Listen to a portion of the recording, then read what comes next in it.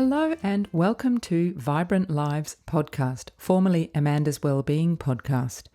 This is a podcast dedicated to health and well-being, featuring interviews with experts in the fields of nutrition, physical and mental health, and my 5-minute food facts series.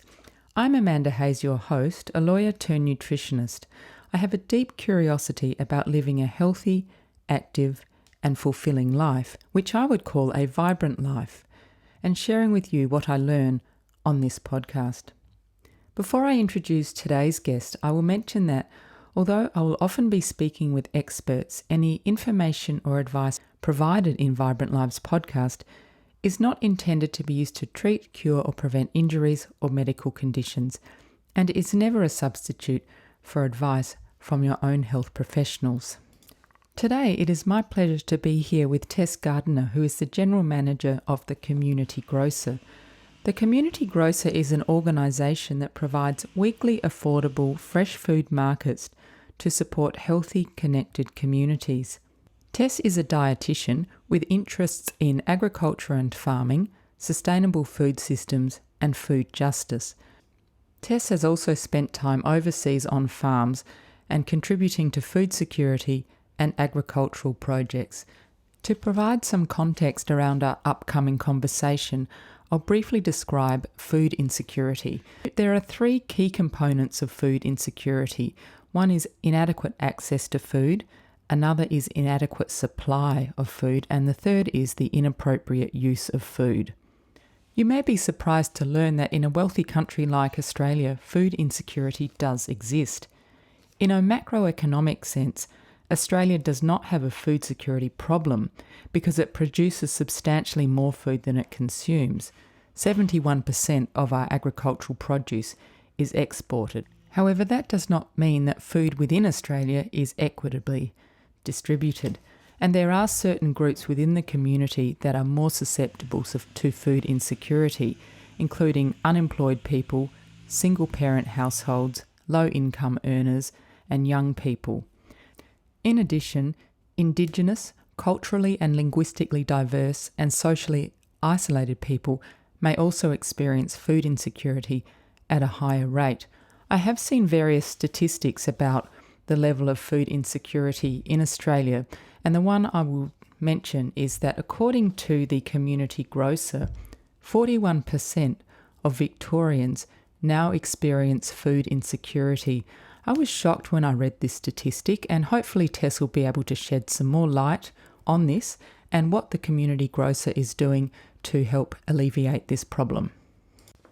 I first heard about the Community Grocer when I attended the virtual Nutrition Society of Australia conference at the end of last year, and I listened to a session about sustaining the food supply in a time of crisis, where Russell Shields, who is the founder and CEO of the Community Grocer, spoke.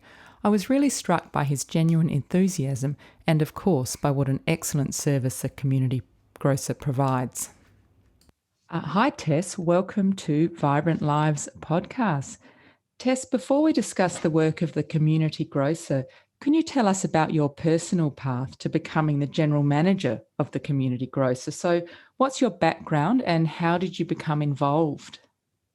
Yeah, thanks for having me on. I'm actually a dietitian by background, so I've always had a real interest in public health nutrition and food justice and sustainable food systems.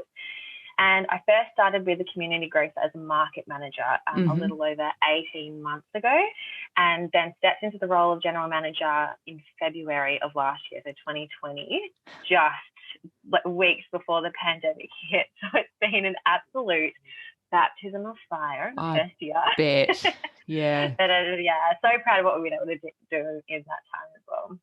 Oh, that's brilliant. So we'll talk about that. I did read in your bio that you have on your website that you spent some time overseas on farms. So where did you spend that time and what did you do there? Yeah, I wanted to get a much bigger understanding of what happens in the food system side of things, because often it's got such a big impact on the choices people make further down the line.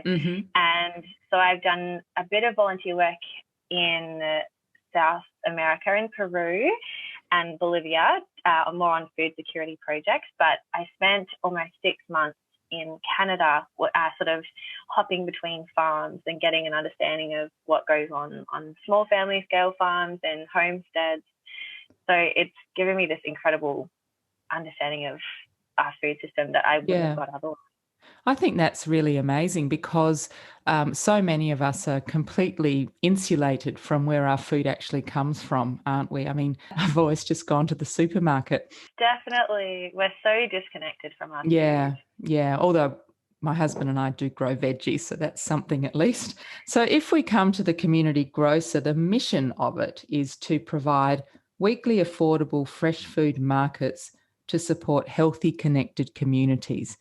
And there's a lot to unpack in that mission statement, including the affordability of food, equity of access to fresh food, the quality of food, the link between what we eat and our health, and connection and community. I think a good place to start would be to talk about food insecurity. And I gave a brief overview of what that is in my introduction. But I understand, Tess, that there are two types of food insecurity. So what are those? There are two different types of food insecurity. So food security in Australia really is like a symptom of not just a broken food system, but an unjust one as well. And I think that almost frames the two different types. So there's food insecurity with hunger and food insecurity without hunger. So food insecurity with hunger, meaning that people experience periods where they go without food, so actually skipping meals or having smaller meals where they're left hungry. But there's also food insecurity without hunger, which is a much bigger issue in itself as well. So this is where people aren't necessarily going without food. They're not left hungry, but it means that they're making choices that leave them either making choices where they're having to choose often higher energy, like higher energy density food and lower nutrient density food, so that they're not going without food and not going hungry. Yeah, so they're making a choice based on, I guess, the amount of money they have available to spend on food. And so they're making compromises, in other words. Yeah, absolutely. And that can come into financial resources like with money, but also if there aren't other resources available, like refrigeration or storage as well. Yeah, what and are other also factors that can contribute? where you live, I guess, is another one, because there are places called, in quotes, food deserts that where it's harder to access healthy, fresh foods. Yeah, there's lots of it's actually a very complex social issue, isn't it? The statistics that I read on the website are that 4% of the population in Victoria is food insecure with hunger, and 37% is food insecure without hunger. And I was just interested if those statistics take COVID into account. So these numbers are quite old. I think the last time that we've got large population scale data like that for Victoria was, I think, 2014. Right. But even then, so 37% is 1.7 million Victorians. But those numbers are huge. And it's massive. We just don't think of food insecurity as being such a prevalent issue. And that's because I think we do often think of food insecurity as food insecurity with hunger. Yeah. So there's not that much information available after COVID, but Vic Health did do a survey of Victorians and their results were really frightening. And they were particularly single parent families and those on low incomes have absolutely been the hardest hit. And their survey results were showing that half of families earning less than $40,000 a year and about 40% of single parent families were choosing those cheap and unhealthy foods due to a shortage of money. But even more staggeringly, a quarter of single parent families and 1 in 10 on low incomes actually ran out of food and couldn't afford to buy more. So those numbers were just, really horrific. And we were seeing that in so many different ways as well. And I think at the same time, we had all of these people experiencing food insecurity for the very first time. Yeah. But at the same time, there was also a lot of people that were for the first time receiving the financial and other types of support that they've needed and actually have had income to spend on food that they haven't had before. So it's really interesting to see, a lot of those much larger social issues and economic issues that have been at play throughout the pandemic. I think COVID's really highlighted those issues for people. Absolutely. I was personally surprised when I read those statistics, and as you say, they're old, so it's highly likely that they're even Increased. yeah. So COVID happened soon after you took up your role as general manager, and Yeah. I know that you, along with many other businesses or organisations, had to just pivot and devise alternate strategies. So, can you talk us through some of the things that the Community Grocer did during COVID? Yeah, and one of the saddest things was that for us, community is huge, and having an inclusive marketplace is so important for us. So even doing things to make our market safe for a lot of our customers being vulnerable, making sure that they felt okay to come to the markets where in supermarkets they didn't feel like they could go outside at all. That was a really big one, that we had to kind of find this middle point between keeping our market safe and also trying to maintain that sense of community. So like a lot of other businesses, just had to implement some COVID safe practices. But a lot for us was other organisations and sort of a lot of our resources that we had were no longer available. Community centres being shut down. Yeah. A lot of food relief agencies as well were not able to continue, losing volunteers. So we really had to shift a lot of our operations as well to make sure that we were staying open, because of all the times it was so important with those numbers to stay open. And that fear of people leaving their houses was huge.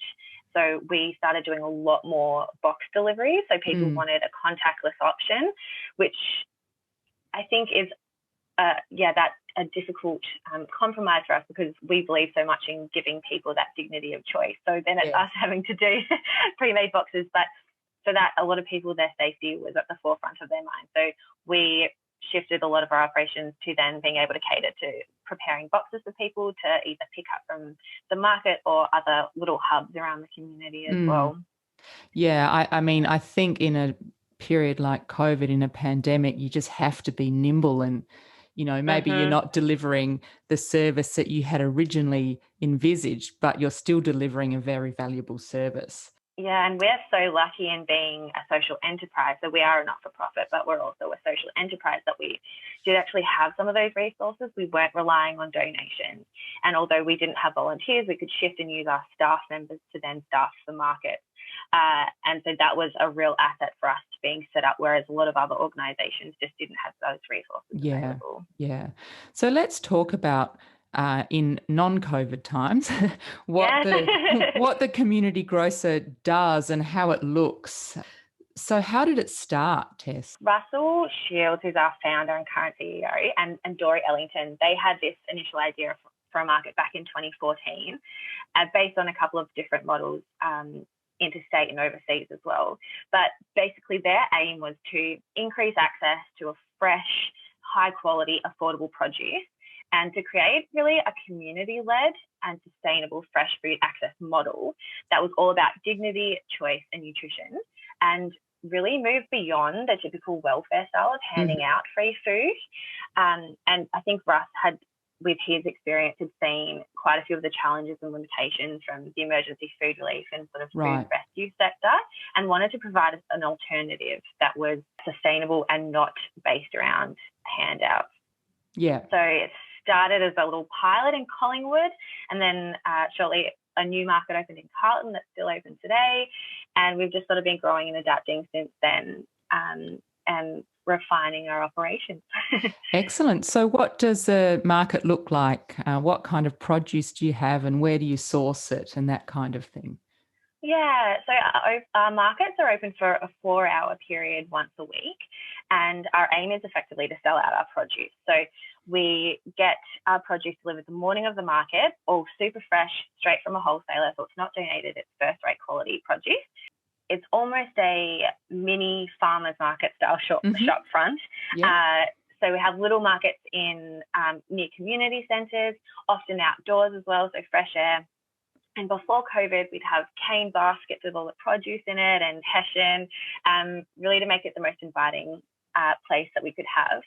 basically customers can come and shop for whatever they want, and they can kind of, particularly towards the start of the day, for up to sort of 70 lines of different fruit and veg. Wow. And eggs. So we have a huge variety as well, and are really responsive to what our community members want and can order in specific things for them. And we use a community markup model. So being a not-for-profit, we're impact-driven, not profit-driven.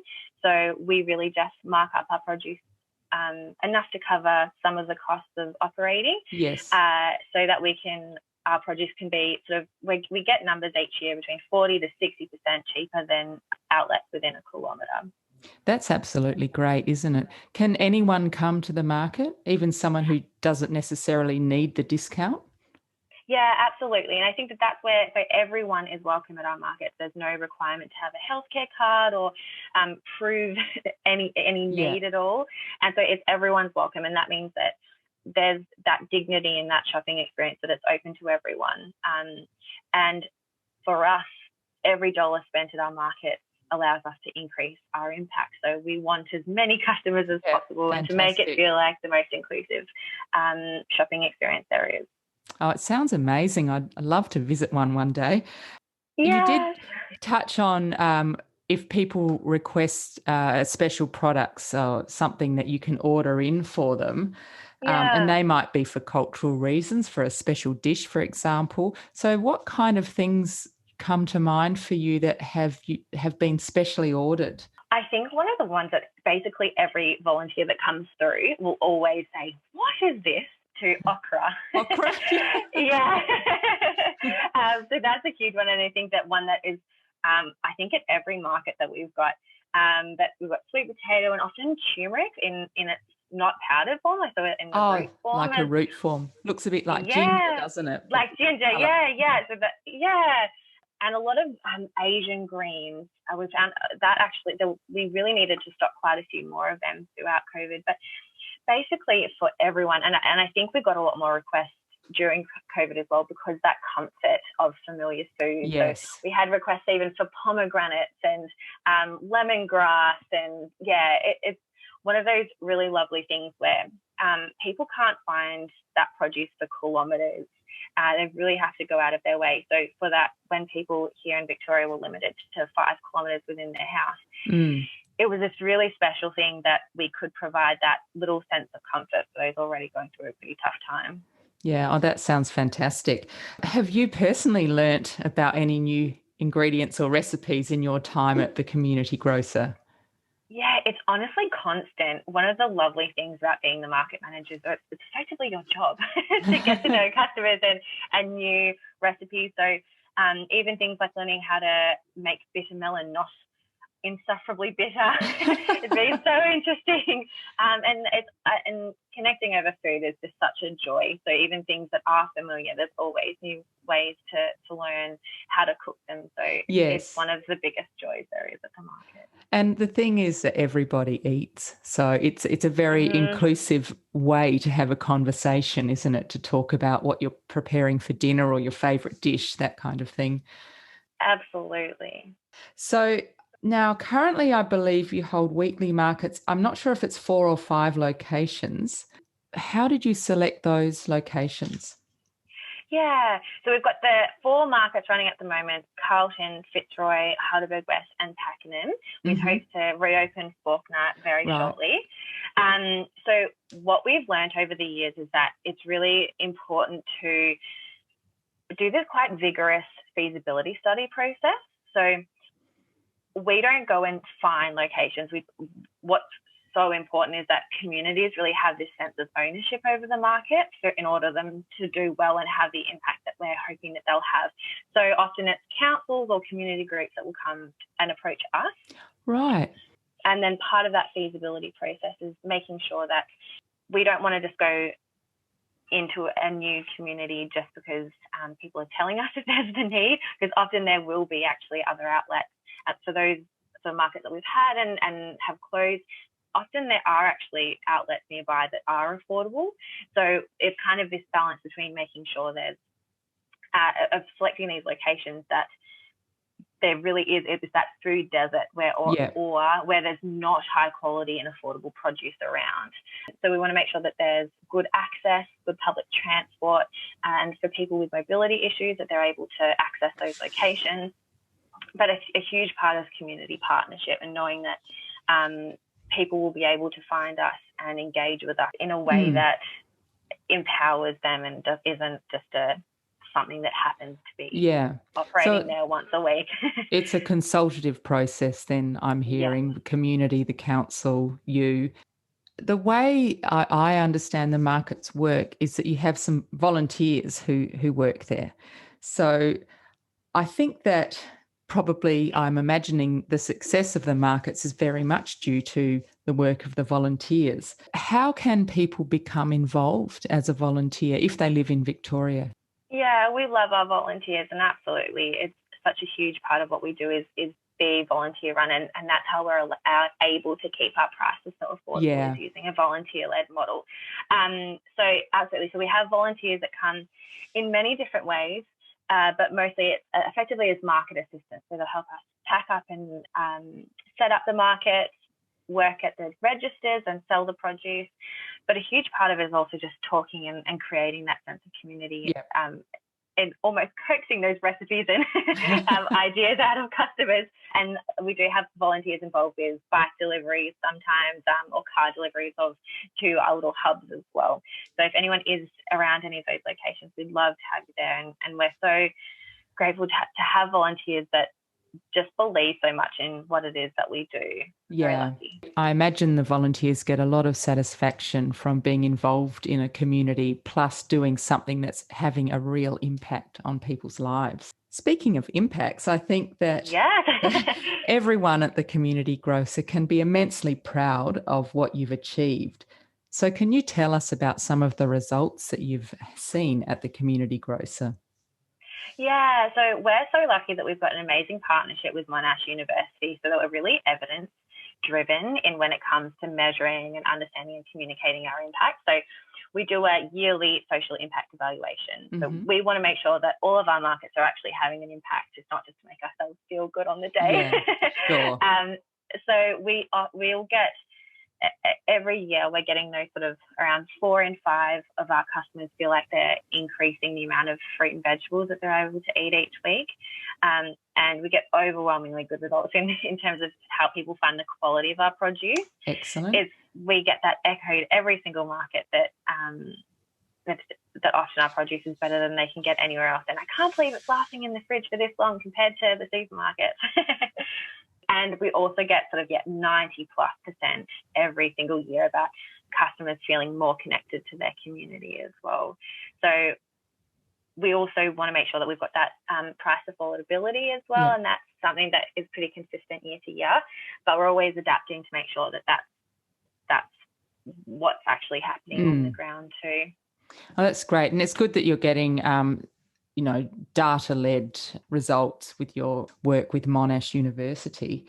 One thing you mentioned just then was people were eating more fruits and vegetables, partly because it's more accessible. So one thing we do know about food insecurity is that food insecure households generally consume lower levels of fruits and vegetables, which puts them at increased risk for diet-related diseases and also things like obesity and physical and mental health issues. So as we were saying before, it is a very complex social issue. It involves equity, dignity and justice. Apart from the health issues, because I do talk a lot on this podcast about the connection between what we eat and the impacts on our health, I think it would be really interesting to discuss more the connection between food and community, because that's part of your mission. So what is it, do you think, about the market setting that encourages a sense of community? Yeah, I think a part of it comes back to what we were talking about at the beginning about not having that connection to food, that in these big supermarkets, everything seems so almost sterile, and you don't have that sense of community, and there's not that opportunity to talk to other people. Yeah. And also that food is a common denominator between all of us, and you can always connect with other people over food. I think a lot of people, particularly me and most of our staff and volunteers, get really excited about food as well. So it's such an accessible point and way to connect with others. Yeah, I can really understand that, because when you're in the supermarket, it's actually quite rare to speak to someone else. But when you're standing around, well, my experience has been more a farmer's market. You might be standing next to someone at a stall and you'll discuss, a certain vegetable or what you might do with it, or talk to the stall owners, how do I cook this? And so that conversation gets started. Yeah, and I think it's this nice almost comparison is that it's such an important thing when you're going to a farmer's market, and it's that link to food and the food system and your farmer. Like that's one conversation, but it's almost with our markets, the focus instead is on the community and the community members, and having local volunteers and local customers and everyone being so close that often people are walking to our markets, that it really is this super hyper local thing, and it just lends itself so well to people connecting. I feel like we saw that so much during COVID as well, that for many people this was their only outing throughout the week, was going shopping. And so although we did lose a bit of that community connection that we normally have, we can't smile with masks. Well, you can, but you can't see quite as much. We still just, that sense of community was absolutely still there, and it was so lovely to be able to provide that. I read on your website that I think 73% of customers live within a kilometre of the market, and 64% walk to and from. So that's also excellent, getting people out and about, and as you said earlier, into the fresh air. Tess, apart from volunteering, for people that can't volunteer for various reasons, they might not live in Victoria, what are some of the other ways people can support the Community Grocer? Yeah, so for those that are within Victoria, we're always accepting volunteers, or those that can provide some professional support as well through volunteering their time. And a big one, if you are within Victoria, is just to shop with us. As we mentioned, that everyone's welcome, and every dollar that's spent at our market supports what we do and allows us to continue our impact. But if neither of those options are available, we're always accepting donations to continue the work that we're doing, exploring to new locations. But even if you don't have the money or the resources available, just to share and support our work and our message all makes a huge difference as well. I saw also that you have a current crowdfunding project going on. Is that right, for some e-cargo bikes? We're always crowdfunding, but that project probably isn't the most current one.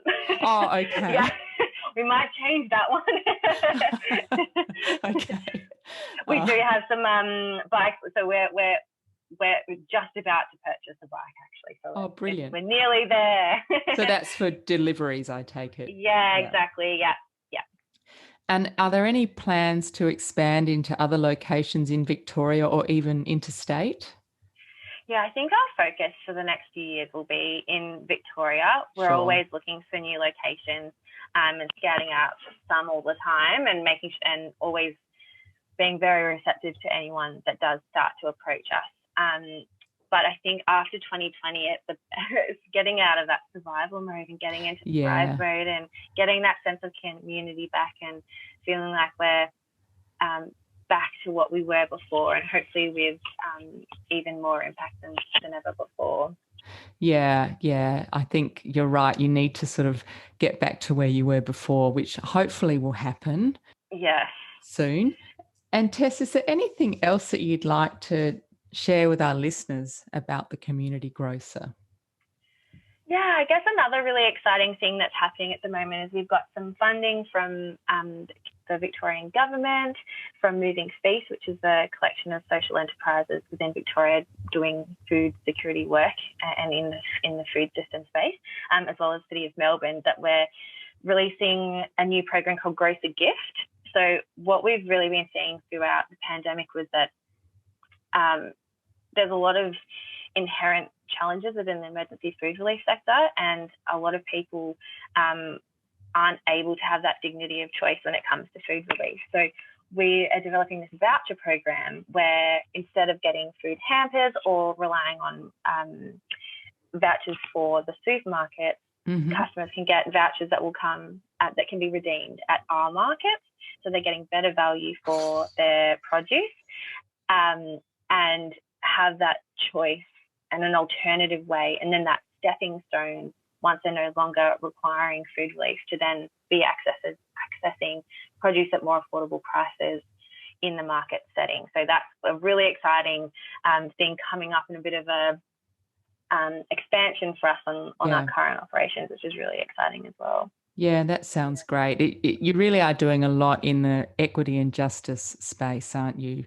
I think when you're on the ground and just engaging so closely with the people that you're existing to serve, it becomes a much bigger question, a much bigger motivation, not just on it being having an equitable service, but also to changing the conversation around the way that we approach food relief and food security in Victoria and the country as well. So we're really excited to be continuing our role in that space moving forward too. Yeah, that's brilliant. It just sounds like there's such a need there, and you're stepping into that space. So it's wonderful. Tess, to wrap up, who or what inspires you? Oh gosh, I really could not narrow it down to one thing or person, but I'm honestly just constantly inspired by so many people working on the ground in the food system, food security space, that just allow us all to keep going no matter how tough things are. Like with COVID, there's so many challenges presented by that, but I'm so grateful to be surrounded all the time by people that push us forward and help us keep going and picking up the slack when we feel like we can't do it ourselves. I guess one thing COVID's demonstrated to you is that you actually can get through a really difficult time. So if something like this happens again, and let's hope it doesn't, but if it does, you'll have a bit of background there and some experience. So when difficult things happen, you think, okay, we've dealt with this before, we can do it again. Yeah, absolutely. And Tess, the final question I like to ask all of my guests is, if you could recommend 2 things, they can be anything at all, that people could do to improve their well-being, what would they be? Well, I'll keep it grocer related. So my 2 things would be to eat your fruit and veg in ways that bring you joy and comfort. And also the second would be to just use food to connect with others. Yeah, it's such an important part of food, isn't it, to share it with others. I had a family, my parents and my auntie, over for dinner last night, and I was quite busy during the day, and I thought, oh gosh, I'm so busy and I have to cook for all these people. And then it was such a lovely night. It's always worth it. Absolutely. So if people want to follow the Community Grocer or connect with the Community Grocer, what are the best ways for them to do that? Yeah, so we're thecommunitygrocer.com.au, where you can find all of our market locations, some of our latest news, and a bit more of our backstory on who we are. You can follow us on Instagram and Facebook at the Community Grocer. And if you wanted to get in contact with us at all, hello@thecommunitygrocer.com.au is the best way for that, or there's a contact form on our website as well. Excellent. So I'll put links to all of that in the show notes. Tess, thank you so much for sharing all that wonderful information about the Community Grocer with us, and thank you for sparing your time for us. No, thank you so much for allowing us to get the word about what we do out there to a few more people. And that was Tess Gardiner, General Manager of the Community Grocer, sharing with us how that social enterprise works and the positive impacts the markets are having in its participant communities. Thank you very much for listening today. I do hope you found today's podcast interesting or inspiring. If you did, please share the podcast and tell your friends about it. And if you could take a minute to leave a rating on Apple Podcasts, it will help people find my podcast. If you would like to subscribe to Vibrant Lives podcast, you can subscribe on all good podcast providers like Apple Podcasts, Spotify, Stitcher, iHeartRadio, and Google Podcasts, to name a few. You can also subscribe on YouTube. Please follow me on Instagram at vibrant_lives_podcast and DM me if there are any topics you'd like to learn about or someone you'd like me to interview, and I will do my best to deliver that to you. Producing the podcast is a labour of love, and it really has become my job. It's what I do. If you enjoy my podcast and would like to support it, I would be so grateful. There are several ways you can do that. You can visit my website at www.amandaswellbeingpodcast.com, and there's a donate page where you can make a contribution via PayPal, or you can simply purchase a book from the book reviews page on my website. I'm an Amazon affiliate, so if you buy a book, I will receive a small commission, and I would thank you very much if you do decide to do that. Thank you very much for tuning in today. Eat well, move well, think well.